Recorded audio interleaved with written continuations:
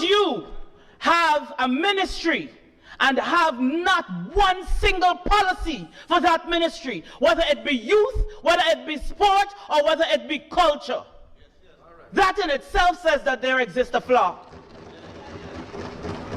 Let me explain to you, Honorable Ramson. Mr. Speaker, let me tell you, this is equivalent to building a house and then seeking a person to create the plan for said house that you just built. Does that make any sense? No. Can't make sense only to the Honorable Ramson. No sense at all. There has to be something that guides, that informs what happens within those ministries. It is safe to conclude that the policy of the Ministry of Youth, Sport, of Culture, Youth and Sport is a no policy position that they have taken. Mr. Speaker, I took the opportunity to Google, and I want to put Google out there just in case anybody's going to come out and say AI. What policy is? And let me read what Google says. Google says policy defines goals, it establishes operational boundaries, it ensures accountability, and it guides decision-making to align with public interest. Now, Google ain't stop there. This is not my idea, Google Bright. What Google continue to say is that it ensures consistency and efficiency, performance evaluation, accountability and governance, and of course, it ensures legal protection. So in other words, we, the artists in this country, have got no legal protection. In other words, no copyright laws. In other words, it means that the government, and by extension, the minister, has a problem with accountability because that facilitates for evaluation.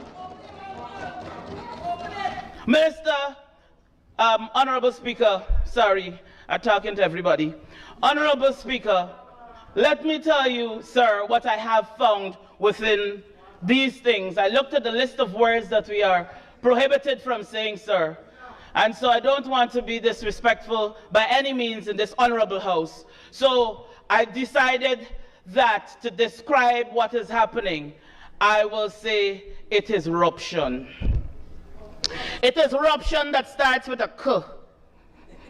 That is what we are experiencing here under the Ministry of Culture, Youth and Sport, since there is absolutely no accountability. Welcome to another edition of Voice of the Diaspora. I've got a very special guest in studio with me today, none other than a phenomenal woman, a woman who has risen overnight to become a political dynamo in a new political party.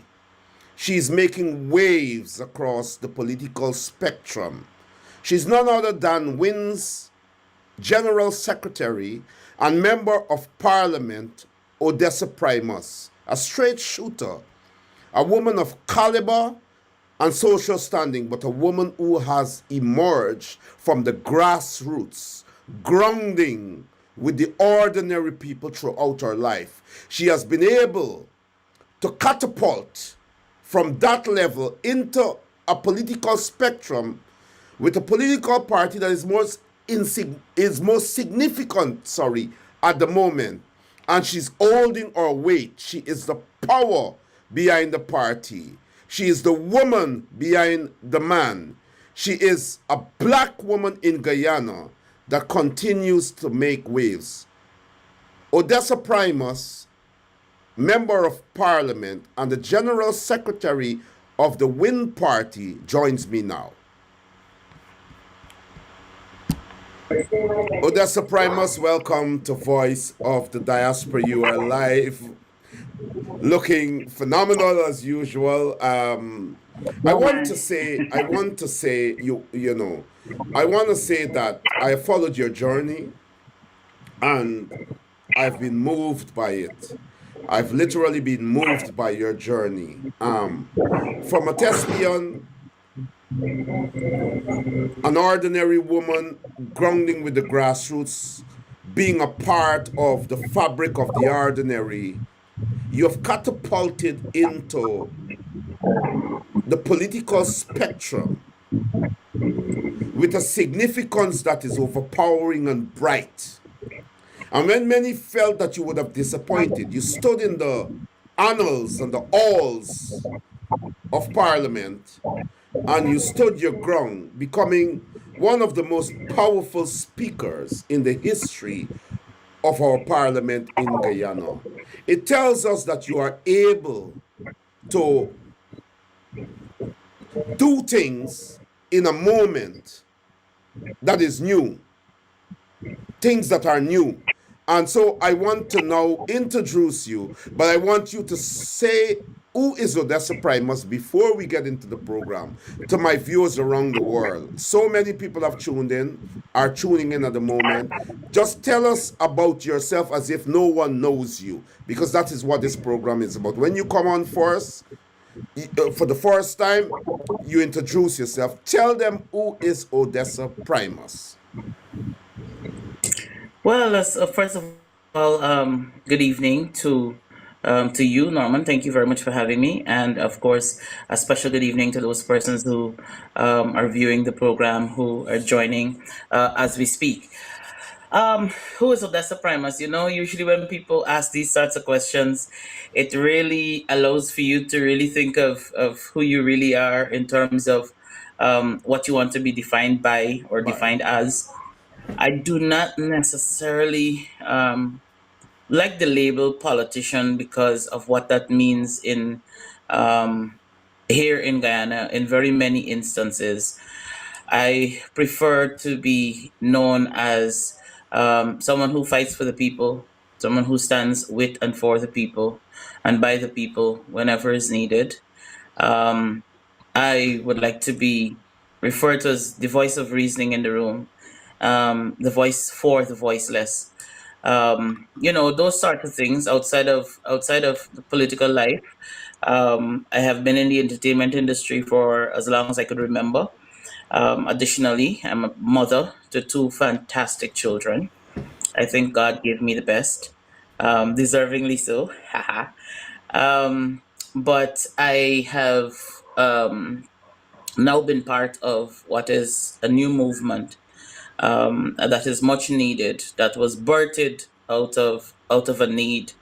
Um, Wind did not come into being because we want to compete with the PNC or to compete with the PPP, but Wind was birthed as a result of a lack, as a result of a gap, as a result of failures by our political leaders. And it has been not a decision made by the leader of the party or myself or anybody else, but it has been the cry of the people that was answered. And so here we are today as a result of that, to fill that gap, to stand in that void for those people who feel hopeless, for those people who feel as though they are not represented, for those people who feel as though we have lost all hope, like this is what it is. There are very many people in this country, Norman, who feel as though things are not going to get better. This is it here for us, and they have more or less given up. And so Win has entered the political arena as hope to the people and for the people. Thank you so much. Honorable Member of Parliament Odessa Primus here on Voice of the Diaspora. I know you have slighted me in terms of talking about yourself before politics, and you have said fairly that you don't want to be seen as a politician. But I know you were a thespian, you were a social media personality, you were a woman that was grounded in the grassroots, being a symbolic and significant person, outstanding in the grassroots of people. You've always had that personality to be a voice before politics. Talk to us briefly about that period before politics. I am of the firm belief that if we do not have available or they have not stepped forward in terms of the leaders that we wish to see in this country. I think that we need to step up. And that is why very many times, having entered the political arena now, I see people saying on social media, where are the politicians? What are the opposition doing? What is this person doing? What is that person doing? And I always ask myself, what are you doing in terms of the persons asking the questions? Because when I was not a politician, I was not just calling politicians out or waiting for politicians to do things. I mobilized protest. I went out there, I spoke on things, I did videos, I did lives, and I tried the best that I could in my individual capacity to hold the government accountable. I Yeah. believe when you have, especially a large social media platform, in this day and age, very many people would want to say, "Oh, I don't want to get involved in politics," or "I don't like politics."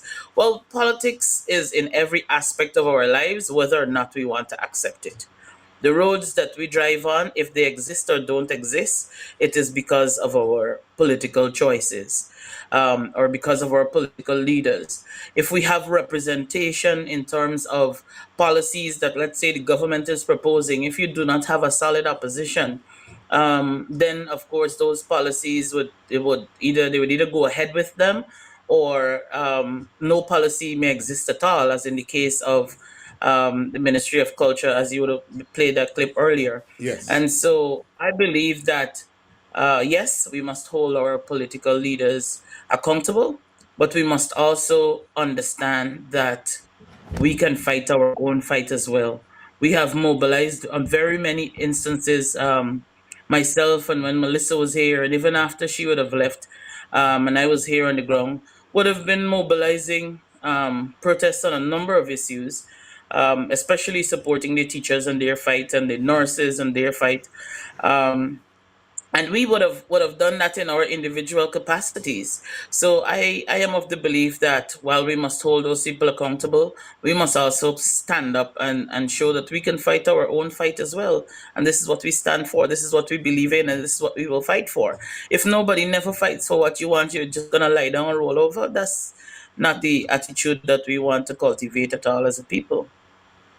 Wonderful. I see you're slighting me again in terms of talking about you back then, but that's fine. I want What do to you mean say by back this. then? No, no, no, no, no, no, no. No, no, I don't want I to. You said mean before before politics? politics. I said before politics you were a thespian, which means you were a Right. comedian, you were an artist, an entertainer, and so on. That's the meaning of the Right. word. And you were Thank grounded you. with the grassroots people. You were a light. In the ghetto, we said there are people who are article. You could be in the ghetto, but you outstanding, you're shining as a part of that ghetto. Flower Gun called it in one of his music back in the 90s, article from the slum. Meaning that though you're from the ghetto, you are a person who has potential. You are showing that you don't really belong there, and so on. So the point I was getting at is in terms of you explaining to us a little bit about that time in your artistry before politics, who you were, what you done, and so on. But I am, if you want Oh, to well, touch on that's that, not what you asked, Norman. that's But I will exactly answer that question yeah. in Go terms ahead. of Yeah, yeah. what I would have done.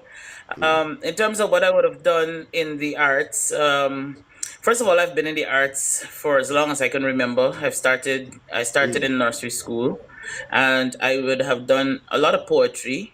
I did a lot of writing in terms of script writing. At that time when I started, it was writing skits. So I would Yeah. have written a number of pieces, whether it's for church, for schools. I started writing skits for Henry Rodney and John B. Jones and so on before I was even part of any of those things.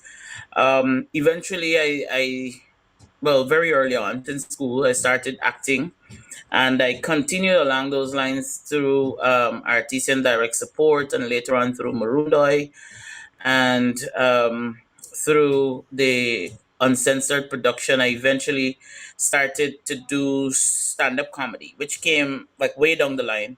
And that came about as a result of me being part of the Toastmasters Club. So I represented Guyana regionally as a Toastmaster several times.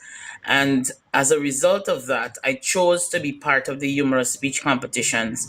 Toastmasters is not like comedy. You have to speak standard English. You have to tell one consistent story. It can't be slapstick and so on. And so I did that. I traveled, and when I came back, I think one of the competitions. I don't remember if it was in Barbados or St. Lucia, but when I came back, because I would have shared that information with a couple of people, Margaret Lawrence, John B. Jones, and so on. When I came back, John B. said, this is a really good piece, and you should consider doing stand-up comedy. Which was a no for me because I was thinking of, oh my God, you're gonna go out there, Guyanese people will boo you. This is not the look that you're going for. Um, but that was Yeah. for the very first time he was putting on the uncensored show, and I said, you know what? Eventually, well, he did prod a lot. He was very convincing, and so eventually I said, okay, whatever.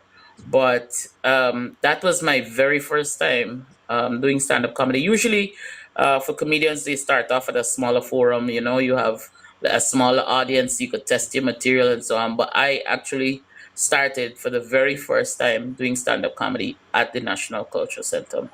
Well, So listen, I you're moved from very. there. Yeah, go ahead. Sorry. Sorry, go ahead. Go ahead. No, you go Sorry. ahead.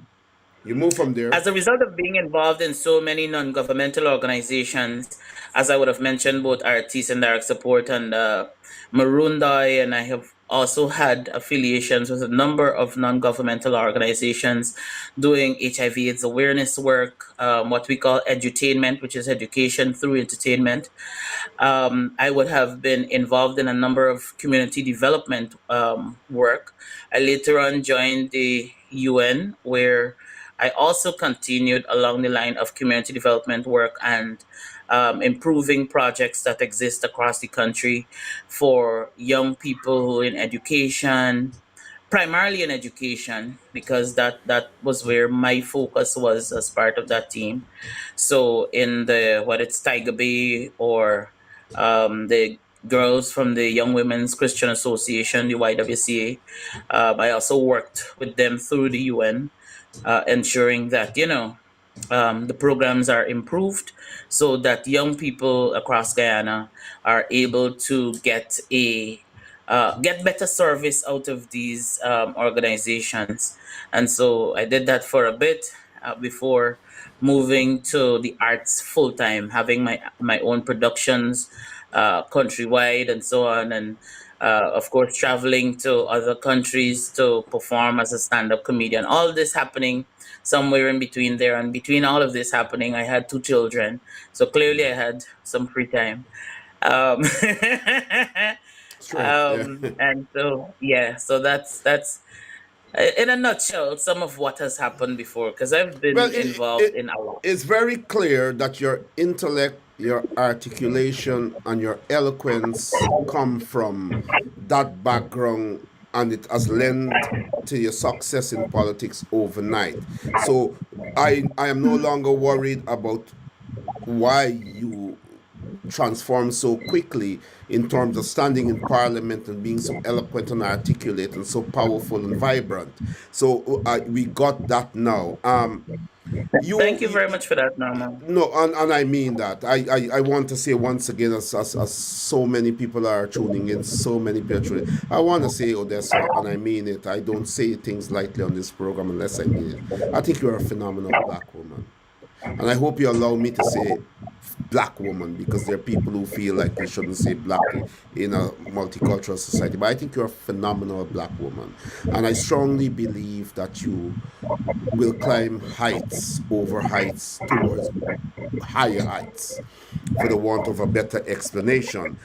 I want Wow. to start with the serious issues facing Guyana in terms of opposition politics, and this is the serious aspect of our discourse. You are a representative of the Win Party, which is now the main opposition. It is a party that, as you rightly said, filled the gap of the incompetence of traditional parties. That's a fact.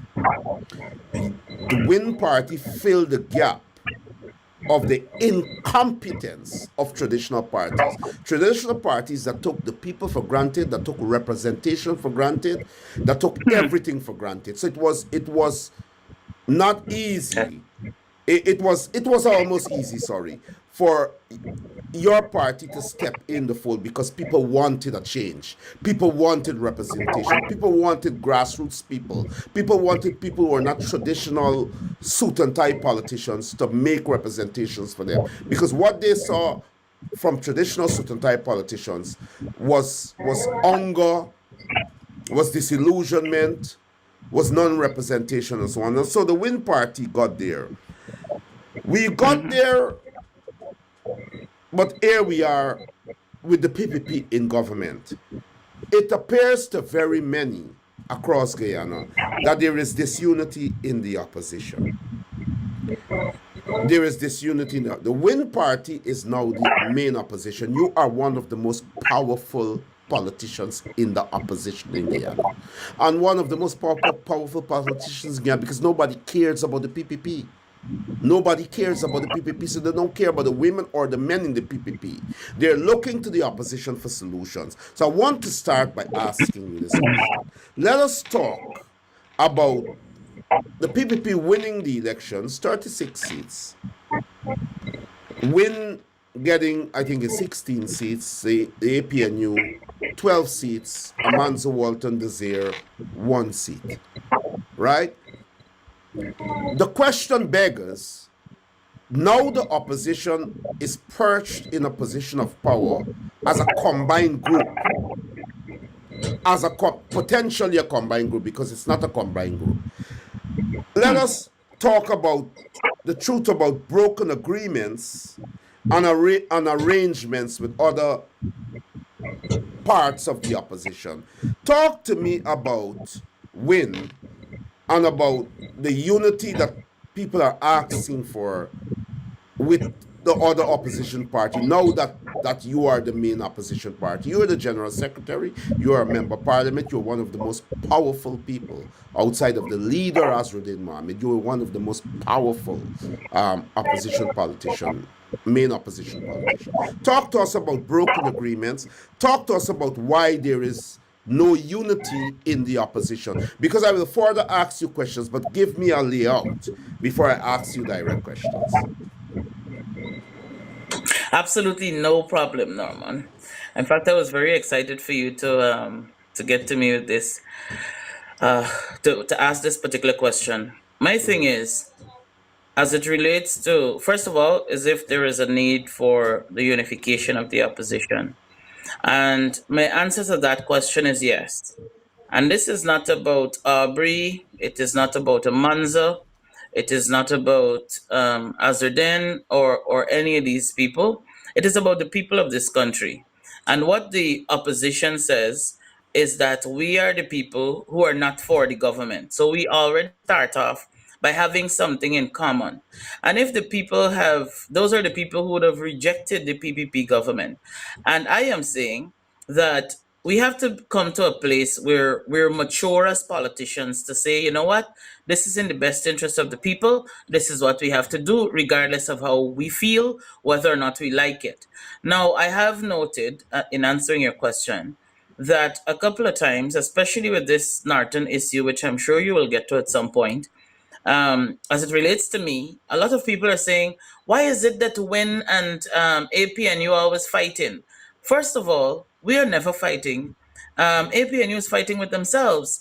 We have been attacked on a regular basis by the PNC. We say nothing and we do nothing for the most part. They come out here and they carry on.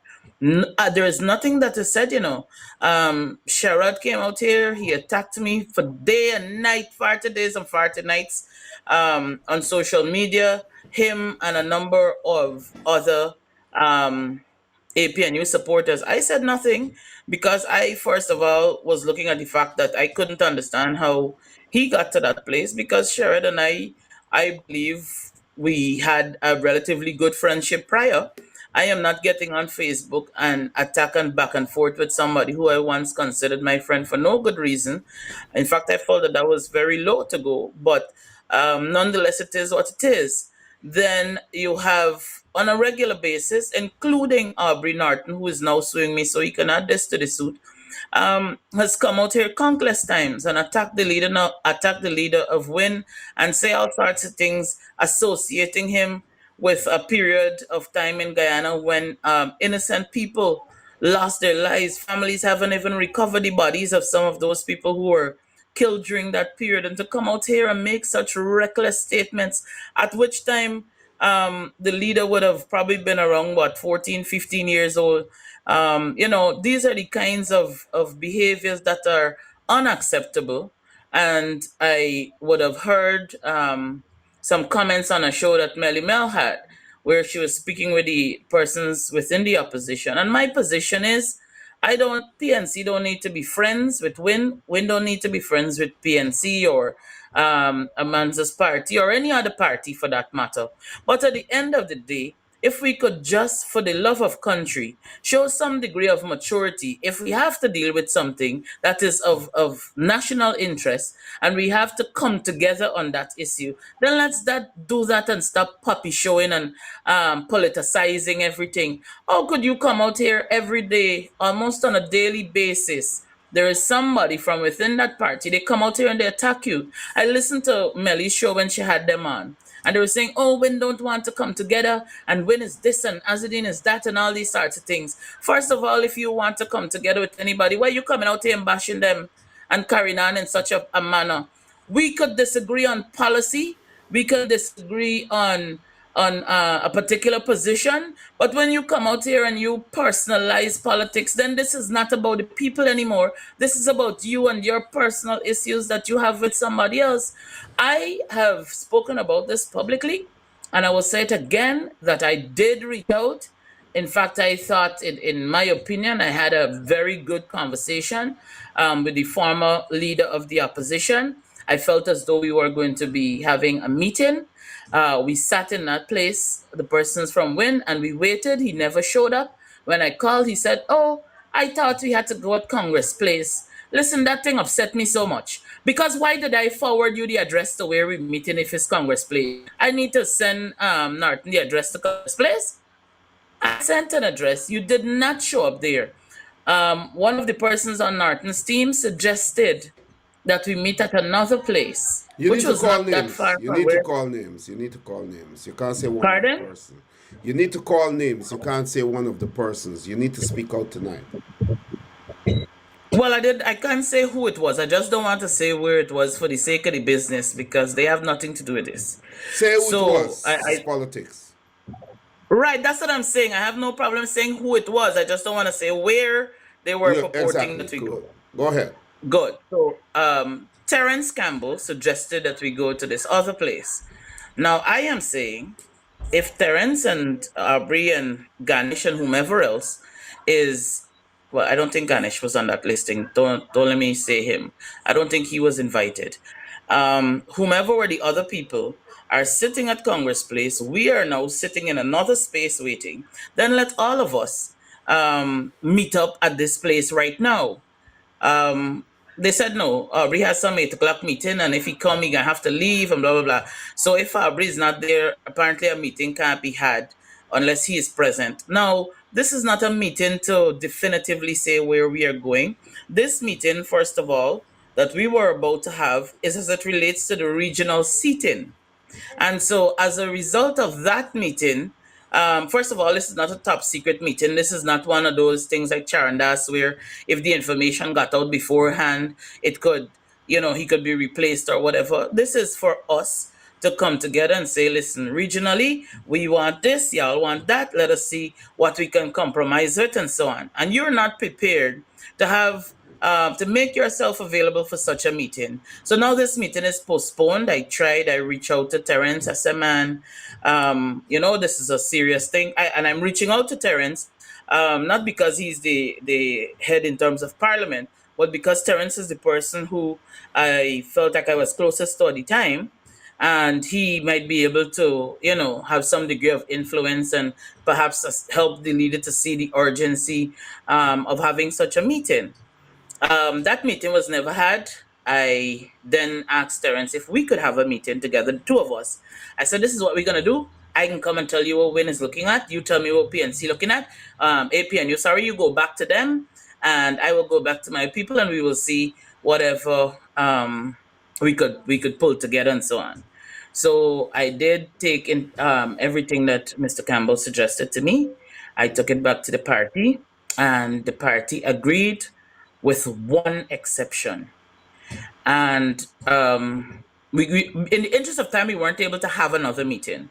So Mr. Campbell reached out to me via text. He said, what did the party say, blah, blah, blah, which he did share that screenshot live on his page and so on. So that was public information, even though he did not say who was the other person he was having the conversation with. And I said they agreed to everything except Region 10. And he said, if there is no agreement on Region 10, then there's no agreement at all. So that cancels out every single thing. My response was, let the chips fall where they may. And this is public. So now that he has put that out there, you can refer to this conversation from his page. Additionally, I noted that Mr. Campbell did a video saying that Win wants everything. And I took umbrage to that video. One, because I felt it was immature and quite silly. And Mr. Campbell is somebody who I held in very high esteem. And I could not believe that he would bring himself to such a place, politics or not, to make such an irresponsible statement. Because why am I having a meeting with you if I want everything? If you're saying that we are bullies, then we don't need to engage you. We could have just gone ahead and do as we please. But that is not, this is not about, oh, we want to appear as though we're the better party and who's the better this and the better that. This is about the people. I don't have the time for this degree of foolishness and exchange of words unnecessarily and these sorts of things. After the elections, the regional elections, if I may get into that, about additional things that Take your time. Yeah, go ahead. has put a wedge between us. Sir, in Region 8, let us start there. Win got 7 seats in Region 8. PPP got 7 seats in Region 8. And PNC, or APNU, sorry, got 1 seat in Region 8. In my discourse, which Mr. Campbell canceled in that text message, we were purporting that they vote for us for the chairman and we will vote for them for the vice chair. And they agreed to that. So that was settled. I didn't need to go to nobody and come back and anything. I told them that our people has agreed. In my personal opinion, it's a rough toss-up because, and I have said this as well, because clearly the people of Madia, of Region 8, don't want y'all. But, I mean, if you got to vote for we and we can't win no other way, then there must be a compromise. And so we came to that compromise. Now, if you look at Region 8 currently, after the elections, let me tell you what happened. APNU voted with the PNC, with the PPP, sorry, and gave them the leadership in Region 8. And then the PPP voted with the APNU and gave them that seat over there.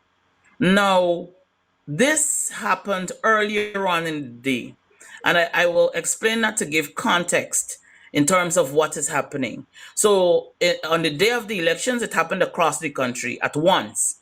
However, some people had delays because of a number of things. I was told Kwame and the PPP were carrying on down there in Region 4, so they were the last to vote. Now, there is no way with your 1 seat that you could have gotten vice chair. So you would have either needed to have an agreement with Win or with PPP. And if you look at the results, I don't need to tell you who the arrangements were made with.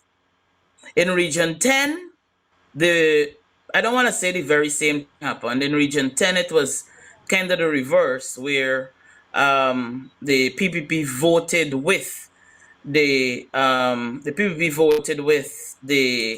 APNU, and so that is how come we came to a draw, a tie more or less, in that region. And I do not want to say, but I don't know if if it is Amanza's party or if it was somebody else who would have voted, because you would have still needed one other person, because Yeah. collectively the PNC, the APNU, I'm so accustomed to PNC, forgive me, the APNU and the PPP could not come together and make 9. So they still needed one more. And I am saying, obviously, if we had 9 seats there and we voted for ourselves and they abstained, then we would have won. Because obviously, the people of Linden want new leadership. That is not what Odessa is saying. That is what the votes said. And so that is how we are now at a stalemate. And of course, there is absolutely that is one of the things that was on the table, by the way, to discuss. And they were not very forthcoming with that. So, in my opinion, I would like to conclude that there is no care or concern for the people of Linden, because you leave them without leadership for this extended period of time because you want to play petty politics, which is absolute nonsense. Now, if we were to move to Region 4, for example, Region 4, like I said, would have been the last voting region. And I was in Bartica at the time because Region 7 was voting. And because of, we didn't need numbers in Region 7, we won outright. So that was only going to go one way. I received a call saying that the APNU voted with the PPP in Region 8, because that election would have happened, that they came together and they voted the same way in Region 10. And now we're at Region 4. What do we do? And I said, I spoke with the leader, and my conclusion is that we stand down. Because the PNC, the APNU, I pass people. And just what Barjagdio said is just what happened. They come together and they put us out of every single thing. So you now are asking me, after you would have clearly taken your position, to come out here and vote and give you the chairmanship in Region 4? No, sir. You and the PPP who've been making y'all decisions all along, come together and decide what y'all gonna do about Region 4. Because we don't have the numbers on our side. It's not a fight that we could have. It's not like in Region 4, we would have gotten the lowest of the three. So what fight could we possibly have here? We should help the APNU, who's already proven to us twice that they're not inclined to work with us, that they're not inclined to vote with us. Absolute madness. Absolute madness. I know that members of the APNU, they were pushing this notion that in Region 5, there was somebody from WIN who voted with the PPP. That did happen. The guy said it was a mistake. I don't know if it is a mistake or not. I wasn't there. But at the end of the day, outside of the regions I've mentioned before, PPP didn't need nobody vote to win. They won those regions outright. So whether or not WIN voted with them in those regions, or APNU voted with them in those regions or against them, the outcome was going to be the same. They were going to win regardless. So there was no region where it mattered, where it was important for us to work together and show good faith, where WIN went against what was needed or what was right at the time. Now, and I would have explained all of this to say that what APNU is putting out there is dishonest. It, as a ordinary member of society before getting into politics, if there is one thing I'd prefer, is that my politician be honest with me, that our politicians be honest with us, tell us what it is. Listen, at the end of the day, it's safe to say, listen, we all humans and make a mistake. Hey, this is what happened. We shouldn't do this, but we're going to address it. We're going to do something different and so on. Now, I don't come on Facebook or on social media and attack these people. I do not do that. The post that came about as it relates to Aubery, if some of you are going to say, oh, but you made this post about Aubery. Yes, because I was We will go to that. responding We to will a go video. to that. No, we will No, talk I'm about not that a going bit into later. details, but Yeah, yeah. I'm saying that this is not me coming out here and attacking him. It's a response to something. And very many times they do it and we say nothing because sometimes you're so busy. We have so much work to do. And I think that sometimes people do not consider the fact that WIN was not an existing party before the elections. There are two parties that existed prior, which would have been the APNU and the PPP. They could hit the ground running after elections immediately. WIN still has to put things in place to ensure that we have structures that can govern the party, that we cater to the needs of the people, and at the same time, we still have to be involved and engaged in all of these social issues that are at hand at the moment. So it is a number of moving parts, and while you may not be able to see everybody in the public all of the time, it does not by any stretch of the imagination mean that they're doing nothing. Some people have to work on this while other people focus on that so that we can ensure that we have a system that could please the people who voted for us and that can attract those people who did not vote for us this go around so that by the next election, we could be an even greater force to reckon with. Odessa Primus, General Secretary of the WIN Party and Member of Parliament. A phenomenal woman and a woman who is eloquent and articulate, and she's proving it here this evening. I want to add to what you say with a question, if I'm allowed. You said that yourself and Dr. Terence Campbell, who's the parliamentary lead of the APNU, were personal friends, were good friends. You didn't say that in your actual words, but you indicated that you were friends. I'm saying that based on my investigations. You were very, very, very close.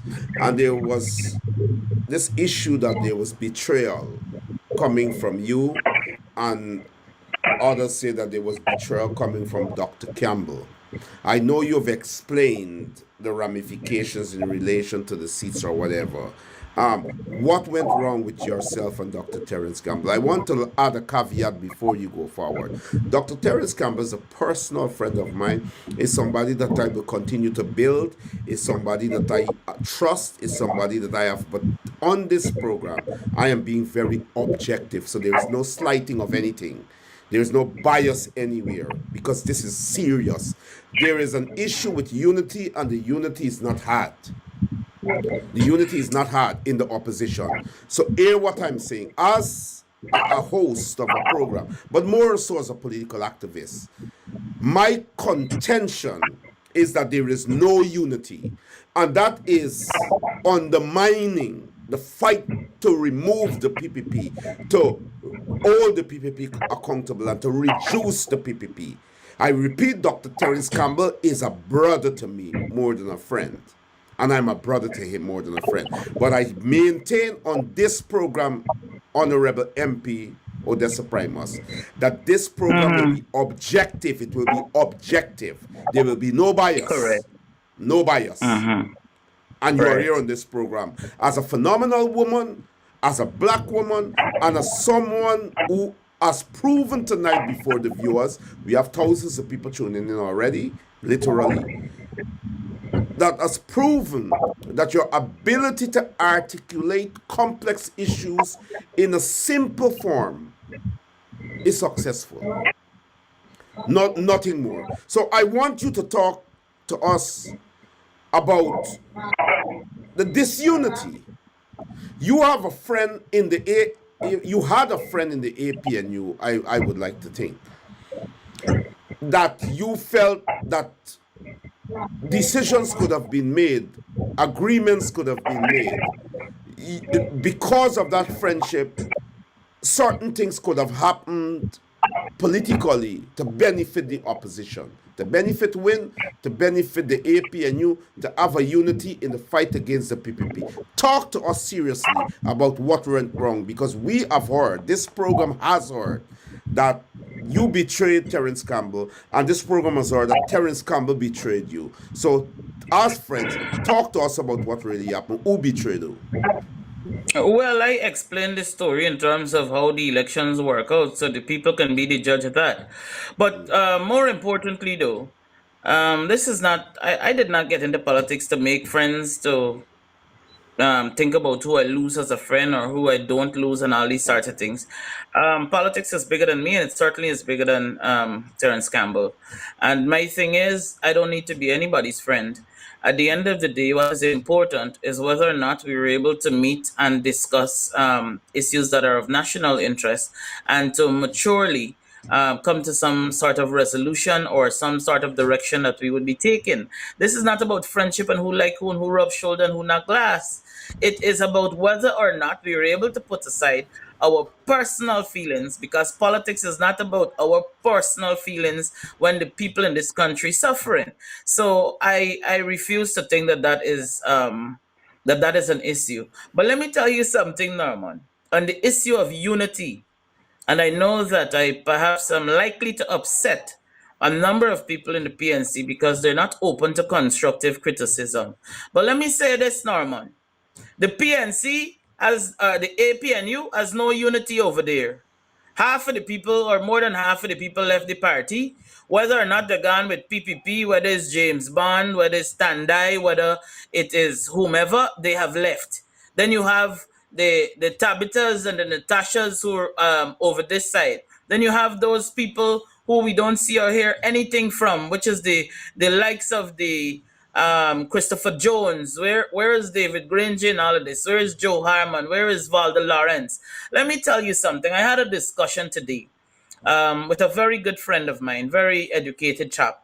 And I was telling him, I said, if there is one thing you can credit David Granger for, was his ability to bring people together. Because he, one, first of all, was able to have a coalition, which looks very different than it looked while he was there.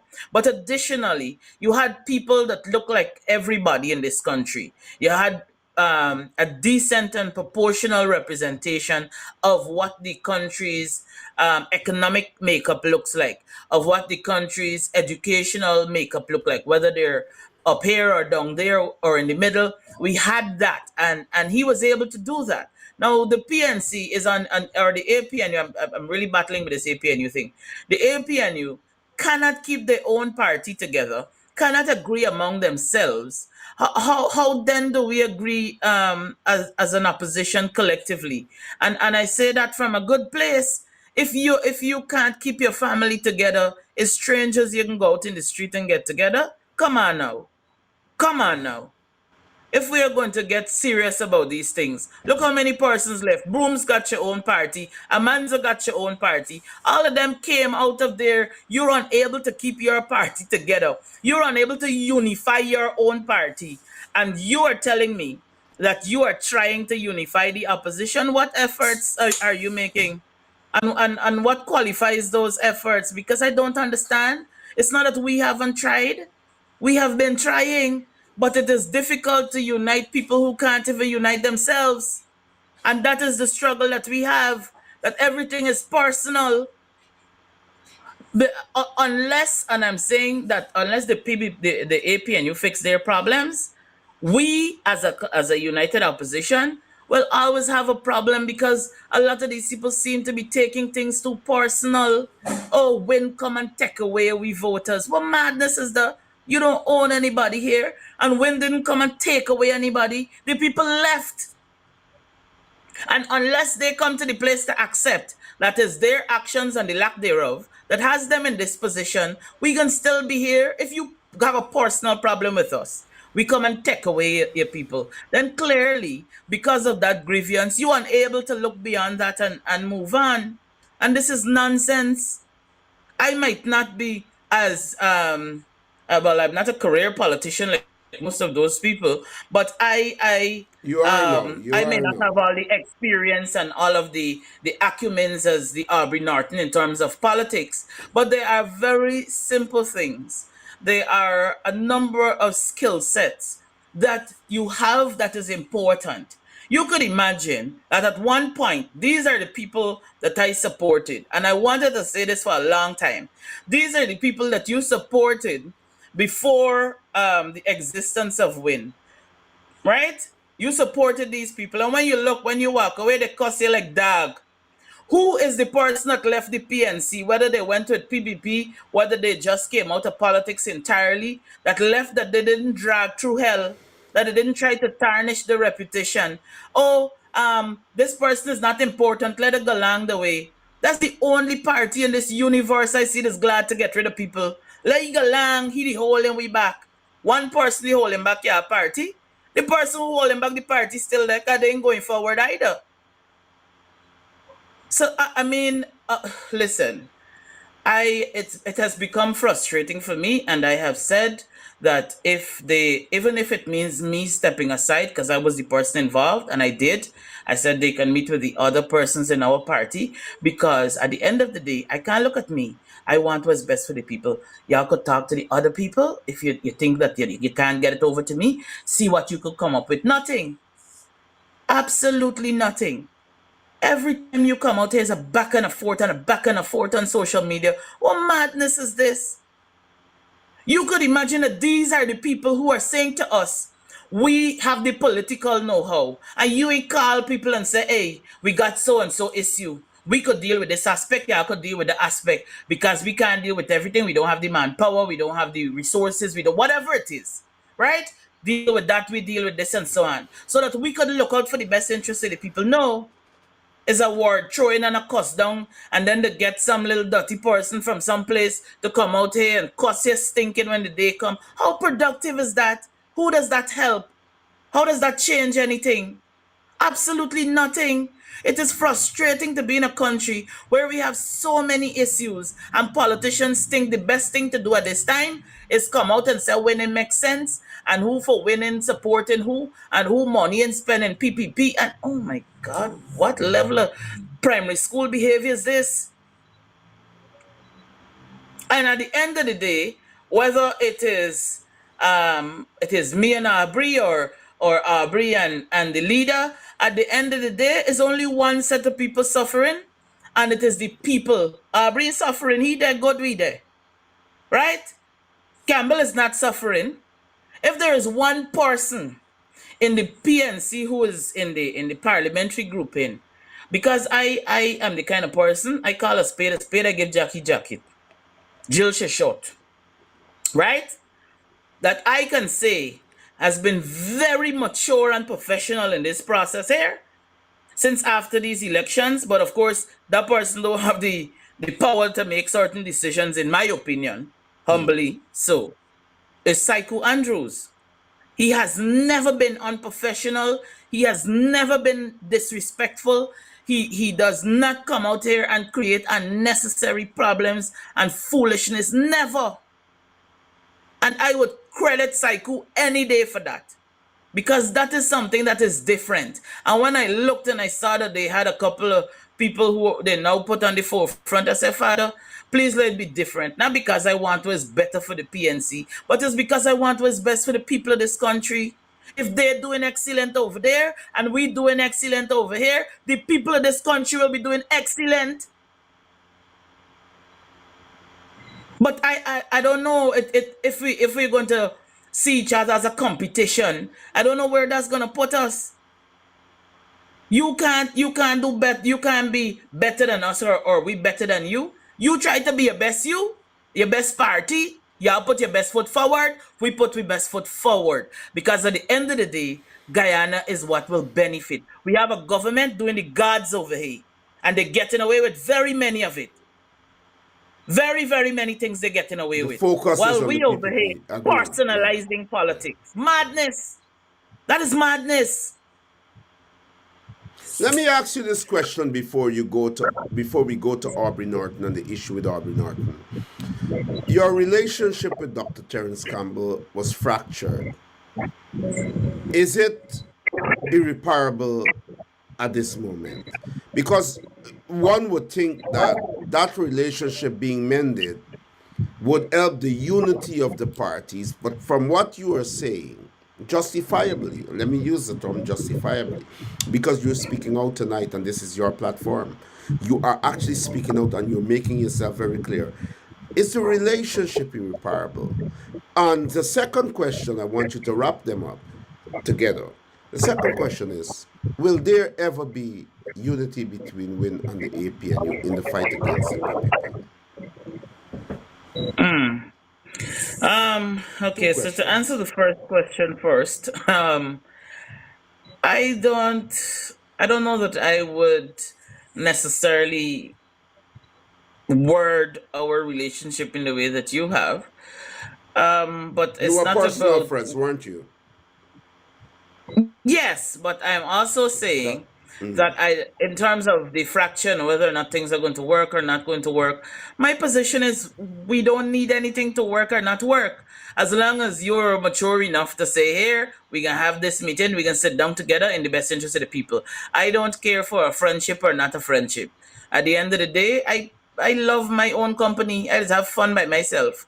And I guess that is why I'm blessed with all this size, because a board I could play with a tire on a one side, I could do stuff with myself. I don't necessarily need to have a lot of people in my life, and that is perfectly fine. But you were, but I Odessa, have, I have to stop you there. And with all due respect, MP yes, and and as a General friend of Secretary of Terran. WIN, I have to Hmm. stop you there for the sake of this program. You were personal friends with Hmm. Dr. Terence Campbell. There was a Hmm. relationship. There was an unbending friendship. But They Norman, were. I'm Hold on. saying Let me there's no finish. Let need me for us finish. to Let me have a finish. Allow relationship. me to finish. Allow me to finish. There was a friendship there.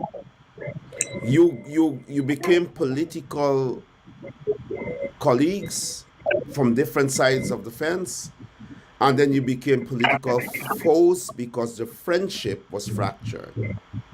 Foes. The friendship you became, that is what I'm getting from the program now. You became political No, foes. Norman, you're My confusing questions me to you is very because clear. no, but you're confusing me, Norman. Yeah, go ahead. Because not because you're not friends, it means that you're enemies, and so I mean that is a bit confusing for me. I But am if not you were saying that personal Terence friends, Campbell. let us don't mix words and don't let us split air. I If am you were not personal mixing words. I don't know friends, if there's if you were is there personal a friends, specific answer you want if from you me, were Norman? personal friends, if you were personal Yeah. friends, right, and that friendship is fractured, everything else is Right. fractured. You know that today. So we talking straight. We talking. We're not talking That's not true. politics. I'm not inclined to agree. I'm not inclined to agree. There are people who are not my friends at all, who I don't even particularly like. Let me give you a good example of what I mean. I don't particularly like Aubery. However, I got some information as it relates to the last local government elections that we would have had here. And I pick up my phone and I called Aubery and I said, we need to talk in person. Aubery came to my home. I went outside to his car. We sat down there and we discussed what I was told is happening in Region 7 or would happen in Region 7. I said, this is what's going on. Aubery said to me that, it's like is the PvP narrative and so on. He said, we have one of the best campaigns in Region 7 and so on. I said, all right, cool. I just telling you what here, you could take it and decide what you want to do with it.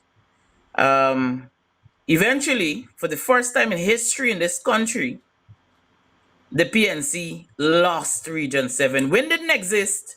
When was nowhere in existence. That's another reminder that the people had already left the PNC. They had given up on the APNU completely because for the first time in history, PPP won that region. So it is not about if Aubery and I are friends. This is a matter of national interest, well, regional interest. And so I am able to put aside how I feel about him. And he, of course, had no qualms with coming. So he was able to be mature in that instant to come and hear what it is. But, being the person he is, he felt like and he got everything covered, and in the end they lost. They lost that region and Win was not in existence. But So like I'm saying, and but I have to ask you the I'd like to question again. reiterate, In Norman. conducting this Norman, program, I I have would to ask you like the to question again. reiterate that I don't need to be friends with No, nobody. good, but I still have to ask you the question before we move on. Is your friendship with Dr. Terence Campbell irreparable because of political differences? Answer that question straight, please. I don't feel that way. I don't feel it's irreparable. I am But it's mature broken. enough It's to. broken. It is, Norman. I said that in my explanation of No, what I want you to happened. say it again straight to the program. Is the friendship broken? It is damaged, yes. This is damage. Thank you so much. Let's move on. Odessa Primus, you are the General Secretary of WIN. You're one of the most powerful women in Guyana, and primarily the most powerful black woman in Guyana in this struggle today. You are actually the General Secretary and the Member of Parliament of the main political party in Guyana. You are a confidant of the leader of that party, but more so, you are and have been a rock on which he stood on. You were denied a visa on his behalf, I on the wasn't denied party's a visa behalf, on his on the behalf. party's behalf, I wasn't denied a visa either. because of your association with the party. No, no, no. I It wasn't is it denied a is visa. That's incorrect. That, okay. that is entirely incorrect. Yeah. Because of your, it is said in public that because of your association with WIN, that your visa was revoked and you were disallowed to That enter is the not true. US. It That is is not not correct. true. That is absolutely not true. It's No, not no, no, true. no. So your In visa fact, was taken no. away because of what? My visa wasn't taken away. If you would ask the question, I would be very much inclined No, to but you can assist with explain. You can explain. an You answer can there, no, explain. man. I'm not putting you in a spot, but you can Correct. explain. Um, yes. So what happened was, I don't want to go through all the nitty-gritties of how that Take your played time. out, Take your time. but I had the option. Let me explain, Norman. I had the option of one, canceling my visa, or two, having my visa revoked. And I chose to cancel my visa at the time, and they did give me a printout and explaining, which had absolutely nothing to do with the Mohammeds. This was a lobbying firm on behalf of the government, who had them stop me there and all of that. It was, I mean, there are lots of things that surrounds that matter that I wish not to speak about publicly No, until no, after. I hear that, I'm but supposed let to, me stop you. Let me if you stop would you allow there. me to finish, No, Norman, let me I'm stop you supposed to there. have a meeting. I'm supposed to have a meeting Okay. with the U.S. ambassador, Okay. and so I do not wish to get into the details of any of Details of that the yeah, until, correct, correct. But let me yeah. stop you there. The reason why the Mhm. government went after you is because of your association with WIN. There's no other reason. Well, yes, Correct? with Azadin, because when didn't With exist. Azruddin. Azruddin, your relationship with Azruddin. Thank you so much for Right, answering that. Let's right. move on. I just wanted to clarify that. So whatever Understood. happened with whatever happened, it was indirectly because of your association with Azruddin Mohammed.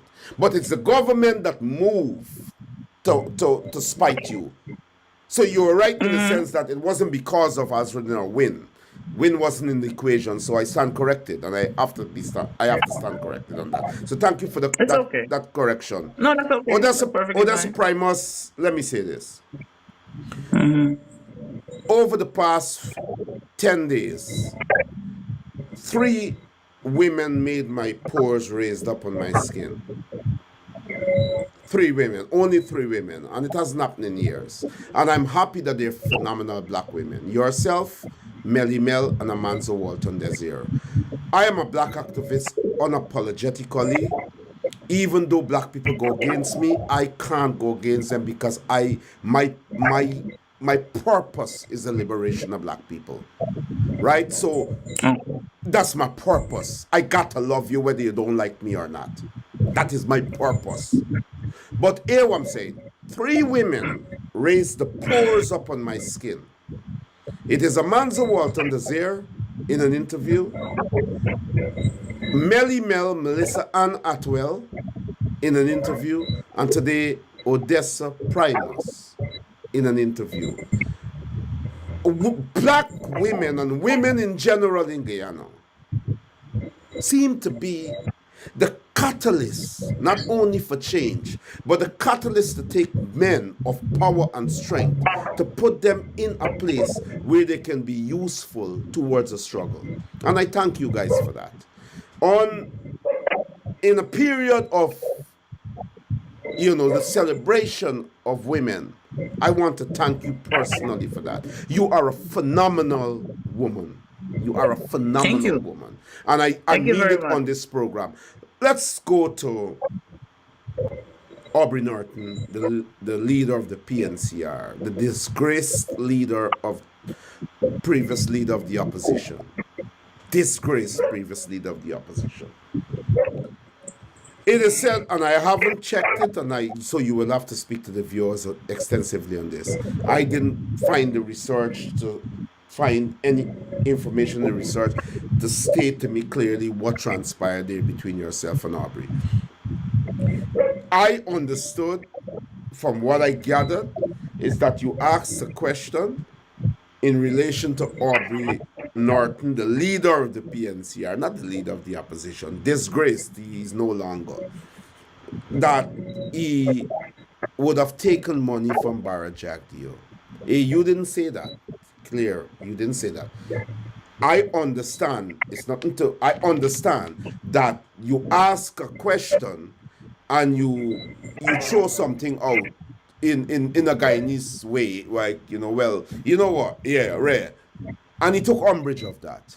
Let me say to this program clearly, because I have to do a live tomorrow comprehensively. Comprehensively. I have to do a live tomorrow to save the PNC from Aubery Norton. As God is my witness, to save the PNC from Aubery. But this is not for this program. What transpired that caused Aubery Norton to move to take legal action against you? Please tell our viewers. Well, of course, as of today, because I did have 24 hours and I received the letter from Dexter Todd's law firm yesterday, sometime I think after lunch. And so I was given 24 hours to remove the post, to issue an apology, and to pay Mr. Norton $500,000. If that didn't happen, which of course was not going to happen, I would be taken to court and sued. And I later learned, because that was not in the document that I received, that would be to the tune of $10 million. Interesting. Let me go to what had happened. So there was, and I'm not gonna go into the details of my post and what I said and what I meant and how I meant it, because this may be a court matter. Interfere with the legal, Um, yeah, yeah. right. But I will say, however, that my post came about as a result of what Aubery said. And it is sad and unfortunate that Aubery Norton took the opportunity at an event. I do not remember what it was at that time, but he publicly said that WIN is PPP, and that the Mohammeds even explained that they spend their money there and this and that, that. And this is about the 100th time that is said, well, the 1,000 maybe, that is said from somebody on their side. And I felt as though they're doing it too often and nobody's saying nothing. And so as a result of that, my post came about, which is in response to what he was saying and has been repeatedly saying. Of course, there is nothing in what I said that is libelous, that is any form of defamation or anything. And so, I mean, Mr. Norton is free to do as he pleases. What took me by surprise, rather, is the fact that you have the likes of Barra Jagdeo, who comes on, well, when he had his Thursday press conference, and he drags Aubery to the dirt. Aubery has Yes. never taken Barra Jagdeo to court. Dharam Lal, at one point, invested heavily in terms of posts and comments on social media against Aubery. You have the likes of the Robin Sings, the critics, and all these people who come out. Melly Mel too. So she should receive some papers as well. Melissa has made lives and did posts and all these sorts of things against Aubery.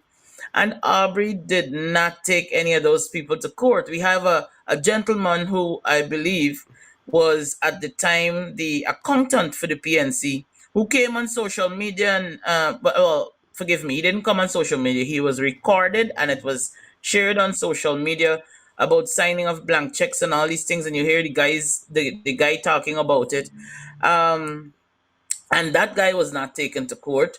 Aubery was accused of rape, and he did not take them to court. And I think that this is tantamount to distraction, boredom, and foolishness at this point, bordering insanity to say the very least. Because that's the fight that you want to have at a time where we have a young lady who was said to not be in the best of mental state, jumping out of a hospital. Where is the compensation for those families? We got the sheriff by knocked down this lady. The woman is bedridden. You don't have the time and the energy to get any sort of compensation. Call Dexter with matters of this nature, because as far as I'm concerned, this is idle behavior. You have people being thrown out, people homeless, people's lands being coveted, all sorts of things going on in this country here today. And you in your quiet time feel that this is the best thing. And I remember somebody saying, but Odessa, you could say sorry for what?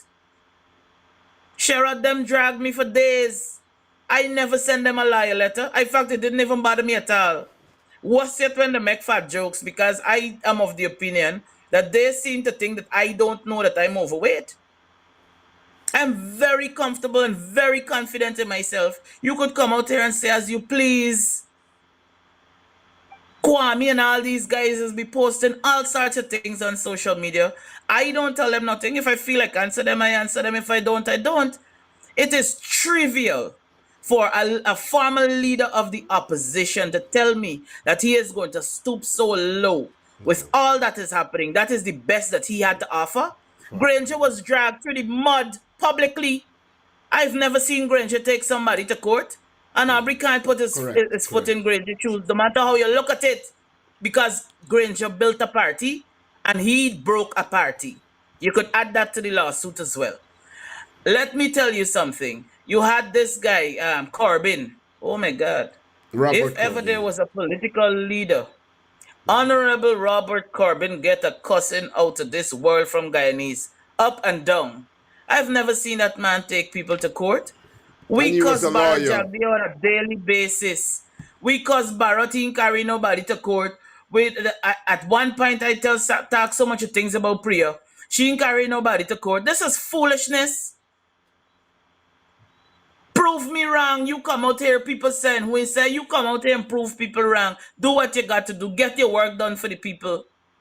You come out here with, oh, I'm going to take you to court, and you have nothing to get. I'm not issuing any apology. He needs to apologize to the PNC for damaging that party and got them over there on life support. Wow. He needs to apologize to all these Guyanese who went and put the X, who went out there and put the X for APNU, who you continue to fail on a daily basis. Where is that fight? You got fight for me, but you don't have fight for the PPP? What madness is that, boy? And then people talk about respect. What is there to respect? You give respect, you get respect. What are you telling me at all? You come out here, you collect a salary for how much years? How many things could you stack up on a pile and say, this is what I've accomplished in that period of time? I think it's disrespectful for you to even think that you should be taking anybody to any place. Do the work of the people. Do the work of the people. It's only die-hard PNC supporters wouldn't see the problem because they are blindly loyal to a party. And I look at it on both sides. You have these blind supporters who, if they say that the sky is green or the sky is red, the supporters, yes, the sky very green, the sky green.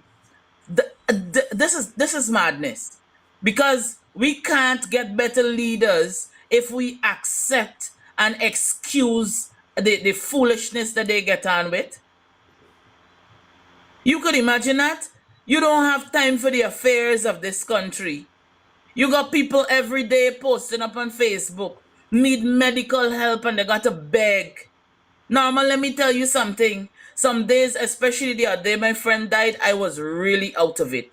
I hadn't checked I haven't even gone through all of it. But if you see people, the list, how it long, People who get thrown out the house send pictures with them and the things and the children by a roadside and all sorts of things that people going through in this country. People who getting fired because they supported a particular political party and they just dashed them out of a job and all sorts of things. And you can tell me that the greatest issue that you see to run to court with is some statement or that's a Primus make It's on sad. Facebook. Look, Aubery, It's get it sad. together. You get it together for me, sir. Well, I'm gonna say this to you, Odessa. I heard before, long before you said that, and long before all these issues were raised. I heard that Barajagdio paid Aubrey Norton, and Aubrey Norton Oh has goodness, you won't compromised the able to PNC. say Hold now. on a minute. Let me say this. I I'm am not saying it. associated with No, these no, but I am comments, by saying the this. way. I'm saying this now because the live will be explosive tomorrow. Aubrey Norton has become, and I knew that before the elections, a creature of Barajagdio, not of the PPP. He had become a creature of Barajagdio. You understand? And I had heard that Aubrey Norton was paid by Jagdio a lot of money, a lot of money, and that his purpose today is to appear as if he's holding the PNC together, but it's to keep the PNC out of office for the next 28 years, like it happened before with those before. It will not happen. It will never happen. Norton will have to go. Your statement, your question was not off, it was not wrong. And I'm saying it on this program. There will be no money paid to Aubrey Norton. There will be no suing Aubrey Norton. It's a disgrace, not only to the PNC, but to African Guyanese. He has got people in the party that became loyalists to him because he, as leader, would have given them positions, making them believe that giving them positions, they are obligated to him. In no organization, there's no one man that could give anybody position. An organization is not ruled by one person. Positions have to be given to people because an organization. Nobody owe you no depth of gratitude. Not one person that you give an MP position or anything owe you no depth of gratitude. You cannot do it alone. And that is what he's doing. He's brought back a yesteryear behavior to politics in Guyana, yesteryear behavior. And he has destroyed that party, destroyed it. He has made the party kicked out of opposition. He's made a party with only 12 seats, and he has the audacity to say he's running for the leadership again. After tomorrow, hear me, Odessa Primus, MP, Honorable Odessa Primus, with all due respect, MP and General Secretary of WIN. Hear me as a black man. The PNC will not die. Because after tomorrow, black people in the PNC, out of the PNC, will have to decide whether a historical party will go down or it will maintain its position after a shock and a knock with Aubrey Norton not being present. He's a disgrace.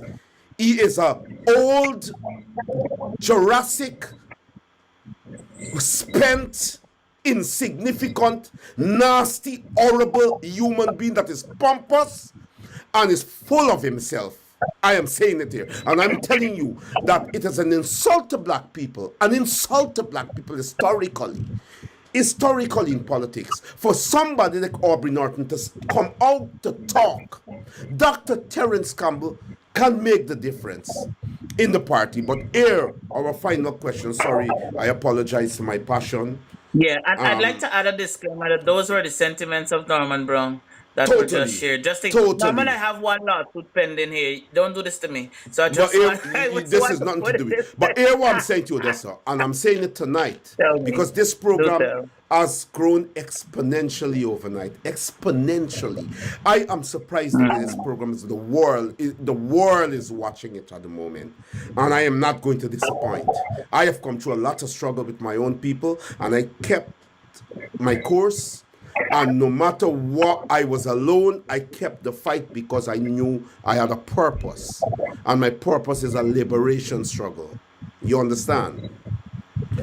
I have spoken to your leader in a telephone conversation.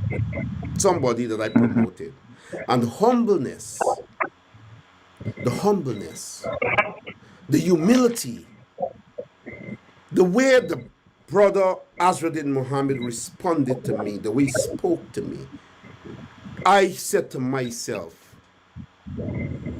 I'm shocked and surprised. Because I'm good at assessing people. But that brother was so humble and so he had so much humility towards me. He said words to me, and he said to me, not Aubery never said that to me, and I made him the leader of the PNCR when nobody wanted him. As Rudin said to me, I am aware that you fought my struggle. He didn't say it in exact words, so I don't want to misquote him. He said, I always aware. He said, what, come, man. I know what you've done, and whatever. I swear to you, it is factual. There was not a tone in his voice that said to me, like, Norman Brown, I got a problem with you.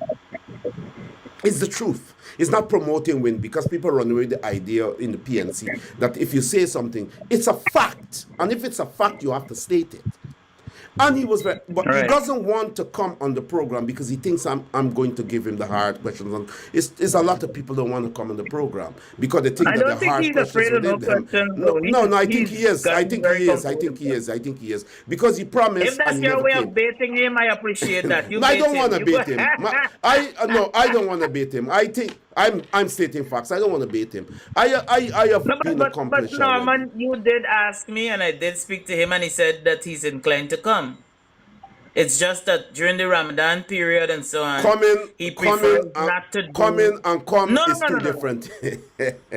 No. He did say, and I told you this off air, that he will come, but he did not want to come during Ramadan because, he's a staunch Muslim. They do not eat food, they don't drink water and all these things during the day, which is when your program is. So to do all this talking and not be able to drink water and anything is a lot. So he has to basically ration out what he does and how he does it and so on.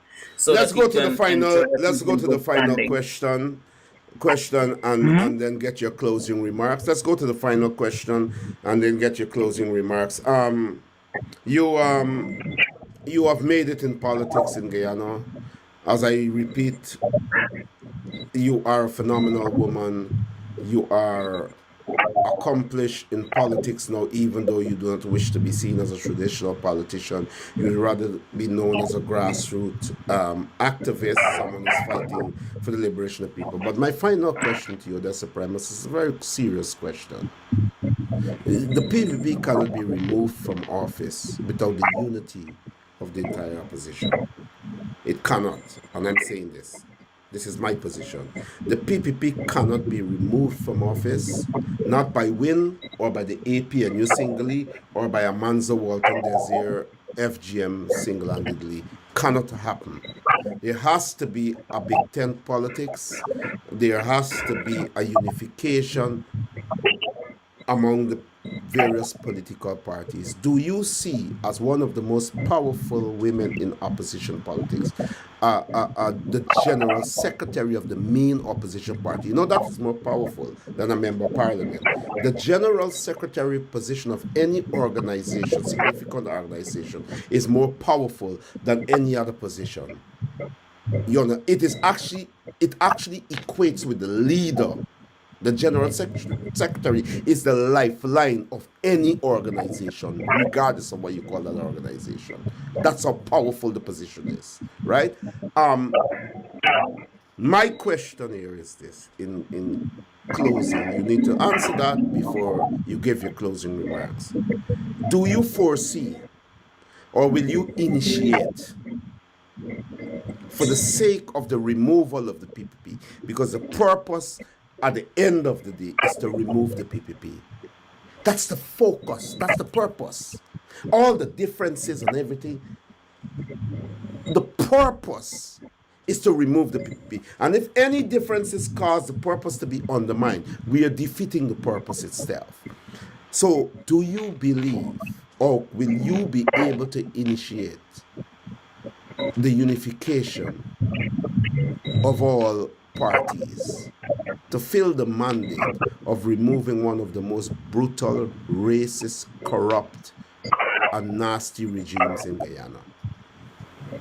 When you say unification, do you equate unification to coalition? I am saying unification. the coalition comes at an election time where you go to the elections commission and you say we're Okay. going to Okay. No, I wherever. just wanted to I am clear that saying up. I just wanted to because clear that up. we got Okay, great. 4 years plus for an election. I am talking No, about the no, I forging understand. I of a just unity to confront the PPP on all level in parliament and out of parliament. Do you foresee that implementation by generally and by yourself? As I stated earlier, I have no qualms. My thing is, am I willing to try again? Yes. Do I think it is worth fighting for and trying for? Yes. But do I also think that the APNU is at a place where they're willing and ready? No. I think that they're not there. They're still, bitter after these elections and licking their wounds and so on.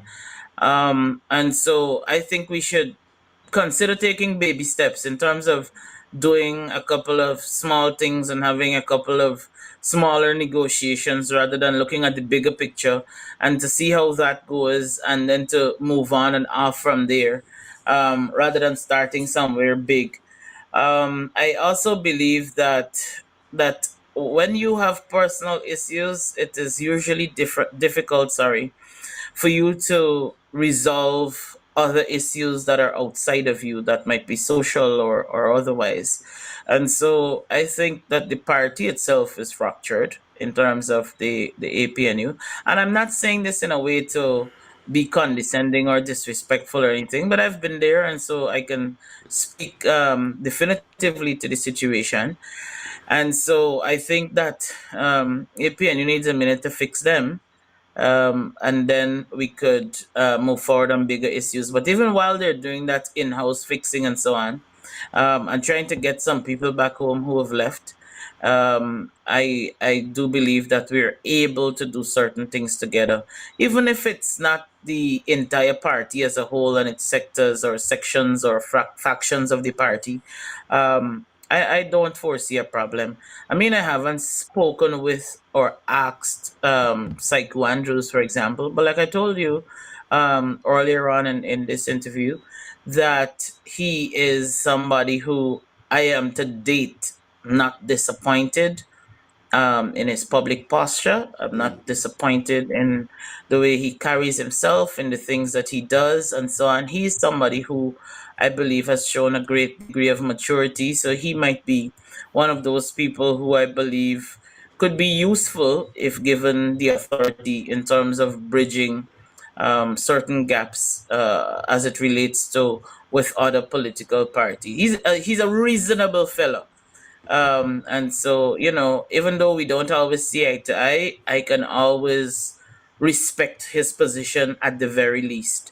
So yes, I do see it being possible. It would be premature of me to say that we will be able to fix this next week or the other week, because I don't know and I cannot definitively speak to that. However, I do think that it is possible, and I sincerely believe that it is absolutely necessary for us to have some degree of, not necessarily, I mean, unification is a strong word, but for us to have at the bare minimum an understanding, because that is what is important, that we're able to have a working relationship. We don't need to be friends and to knock glass and to sing kumbaya and dance around the fire. But we need to be able to come together when it is necessary. And there are very many instances where that coming together was necessary, where I felt like as a party we dropped the ball. As a collective, I don't mean win. I mean win. I mean APNU. I mean FGM.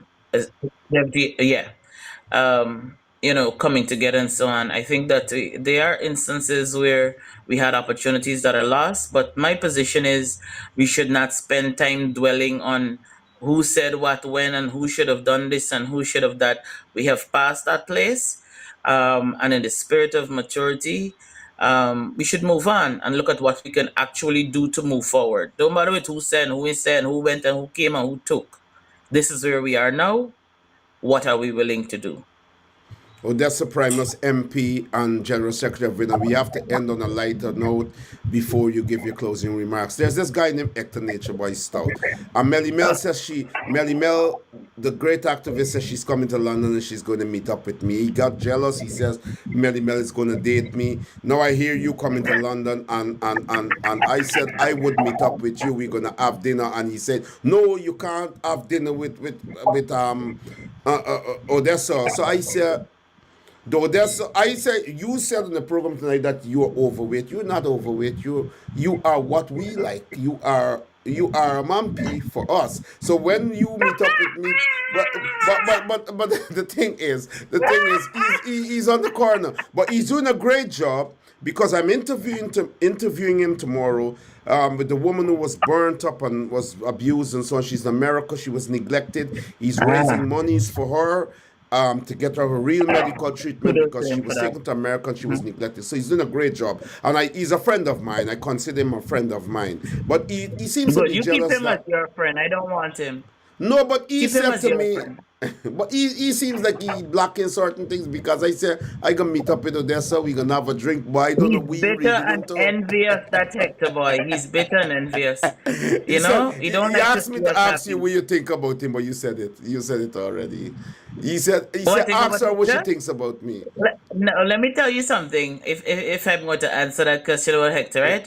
Hector comes out here and he carry on like he's tough as nails and he make us set nice and so on. Hector very soft and mushy and so on. And you know, this tough exterior is like a turtle. He got his hard shell outside. He got his tough exterior. Hector's a But he's a soft baby. He's person. a baby. You call He's a he baby. sorry for you. All the talking, he talk and cuss and abuse. All right, let me help and so pretend out here so like he's tough as nails. No, you're not, Hector. You're a softy, a lovey-dovey. Stop it.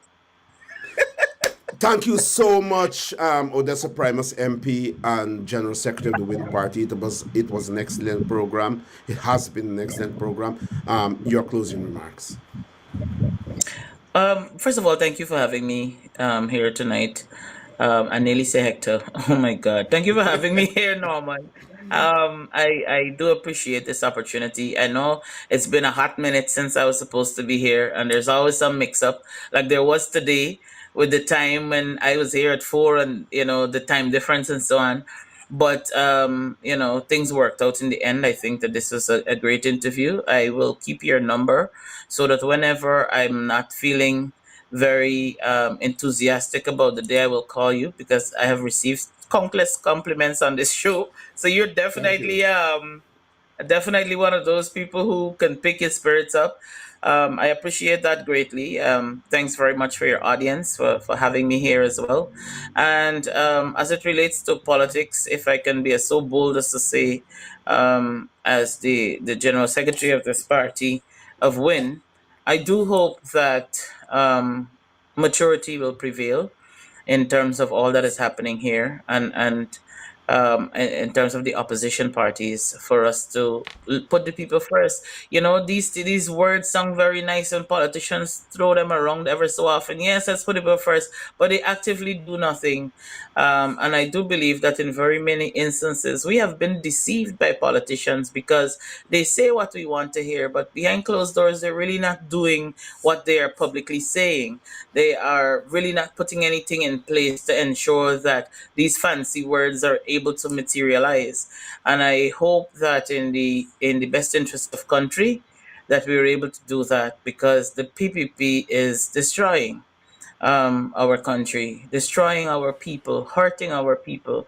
And we are here and should be able to stand together and to fight for the people and to stand with the people, even if it means us being there to hold our brothers and sisters up, even if it means us being there to be able to have words of encouragement like you would have given countless times on this program. You know, our contributions may not necessarily always have to be one that is monetary or, one that looks a certain way. Any little thing will suffice if we were to come together and everybody is to add what they have.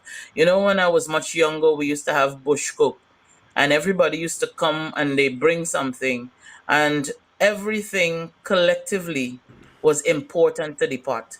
You might see the seasoning by itself, or the celery, or the onion, is not important. But when you put all these things together to flavor the pot, and you put the chicken, and somebody bring the rice and so on, it Yes. really comes together for nice cooking. Yes, I do use food as an example for everything. And that is what we need to see ourselves as making a contribution to the pot. And in making that contribution, we were able to make a significant difference in the lives of the people as a collective, because we all have something different to offer. If we we're going to get off on our high horses and think, oh, I've been around in politics long, I know this thing, they now come, them, I know nothing, then we're going to get no place. But if we are going to be wise enough to say, I don't know everything, I do not have all the answers. These are the answers that I have. I go meet with Naraman, see what answers he got. We put that together. We go with Melly, we see what answers she got. We go to Nature Boy, we see what answers he has.